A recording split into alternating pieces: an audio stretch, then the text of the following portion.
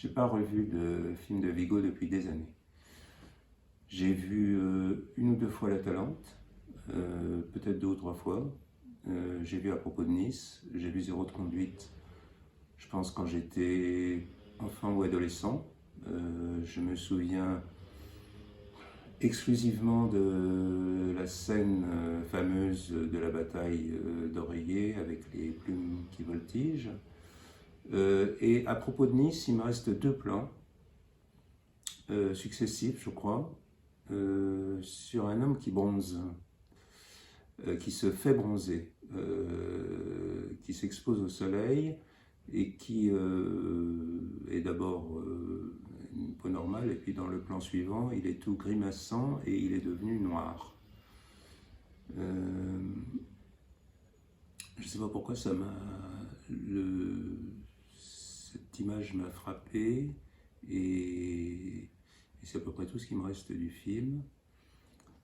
Quant à l'Atalante, je me souviens évidemment du personnage tatoué de Michel Simon, et beaucoup moins des deux acteurs principaux, sauf une scène quand la jeune femme a quitté son jeune mari et qu'ils sont l'un et l'autre dans une sorte de montage parallèle esselé, et je crois, me semble-t-il, que lui, en pensant à elle, il se masturbe.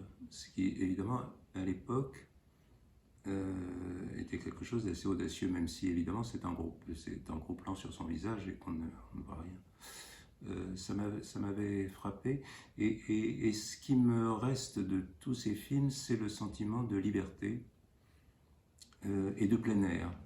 Je crois que ce côté plein air était au fond assez rare à l'époque. Il y avait Renoir qui peut-être, mais sauf que chez Vigo il y a quelque chose de solaire, même si l'Atalante est un film de brume plutôt, quelque chose en tout cas où on sent l'air qui passe. Voilà, et c'était, les films de l'époque étaient surtout des films de studio, des films avec des décorateurs, des grands décorateurs, des choses comme ça, etc. Et ça, cette sensation de légèreté et de plein air, c'est quelque chose que je crois qui a imprimé la marque de Vigo dans le cinéma et qui fait aussi que dont se sont inspirés ensuite évidemment les cinéastes de la Nouvelle Vague et d'autres. Voilà.